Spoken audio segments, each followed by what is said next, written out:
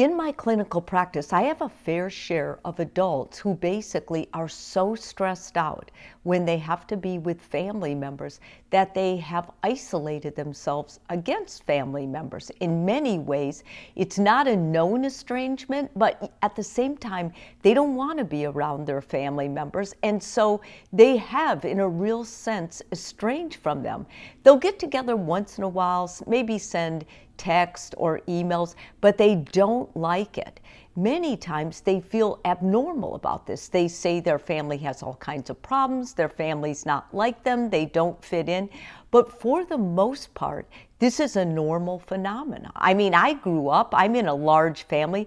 There's people there that I don't get along with, but I have enough self-awareness of what I need, and I'm going to try and help you so that you can have this tool. The problem is, many times when you're growing up, unless your parents are really good about talking to you directly one-on-one and helping you and your siblings work things out or tell you suggestions of things you can try, they kind of overlook it. They say, well, siblings fight or people fight, you'll get over it. But many times you didn't get over something. You were hurt as a young child and you really never learned to get over it. And so what happens is you carried that negative feeling into adulthood. You say things like your brother or sister is toxic, or when you're around them, you start feeling bad about yourself. Most of the time, this is something that you're doing to yourself. So in other words, you're sabotaging yourself because you're not good about taking care of your own needs. So what's the first thing you need to do? The first thing is you have to develop a strong sense of self. If you've always been a peacemaker, a go-along, it's quite possible you may not even know yourself. When somebody says, what's your favorite color? You say what a favorite color of a sibling was or a parent was. You really have lost your sense of identity within your family of origin. So it makes sense that when you start getting healthier, when you start seeing more about who you are, family members are going to be more difficult to get along with because you have opinion now. And they may even say, you used to be so easy, but now you're so opinionated or know-it-all. Maybe you're not. Maybe you're just coming into your own. The second thing I want to encourage you to do is to understand that this is an abnormal concept you have, that because you're in the family, you all have to get along. I know holiday songs and other types of literature or, comments on social media make it look like the family is all so happy in matching pajamas or whatever, but they don't put on the post the squabbles, the fights, how difficult it was to work something out. If you don't know how difficult it is, you assume everybody's family is perfect and normal except for yours. Secondly, being related doesn't mean that you're going to have the same opinions or values. There's going to be some values that you're 100% on, but others that you don't align with at all. And that doesn't mean you're an outcast or a black sheep. It just means you're different. And once again, that is totally A-okay. And thirdly, I think it's a fantasy to assume that you're all going to be together at the same time and not have differences and not have opinions and not have some heated arguments. And once again, there's nothing wrong with this. Those may be difficult for you. Maybe you're a little bit more passive. Maybe you don't like confrontation. Then in the event of a heated argument, what's most important is you know yourself.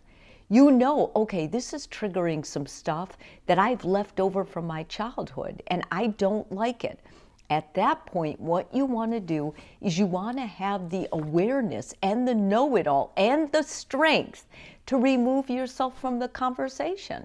Say something like, you know what, I've got something else I need to do, or okay, this is the point that I have to go. I have to leave this conversation because I don't agree with any of this. Whatever it is, it's important that rather than try to get your opinion known or your stance or your perspective known, that you kind of step back, that you watch other people, that you allow them to have that space, all the while you're allowing yourself the space too. If they really want to get to know you, if they really want to know who you are and who you've grown up to be or how you've developed to be, they will solicit that from you. They'll ask you in private time. Many times when I used to go back to my family of origin, there were 9 children. They didn't really know me. I was continuing to grow. They were continuing to grow. Not only did they not really know me in the stages I was in, but I didn't know them and the stages they were in. I made a lot of assumptions, and I think that happens a lot in families. So rather than make assumptions or start telling yourself negative things about your family because they trigger things in you or they make you feel a certain way, get curious about the way that you're feeling.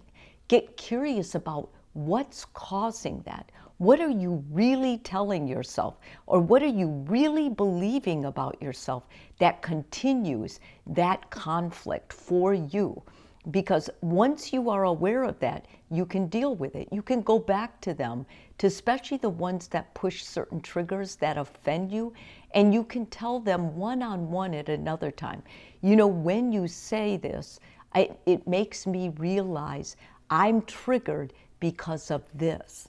And once they understand that, and you understand that even more importantly, it'll probably bother you less. They may even say they're sorry, but they might not, because it isn't their responsibility, it's yours. And at the same time, you're going to feel a lot more confident that you can handle yourself when you're with family, that you can take care of yourself, knowing when you need to set a limit, when you need to leave. And that is the key of an emotionally mature adult. Congratulations when you get there. Sometimes it takes a lifetime, but if you work toward it all the time, you'll be given the opportunities and you're going to feel a lot better about yourself. If this video is helpful for you, please subscribe. And if you're already a subscriber, thank you so much.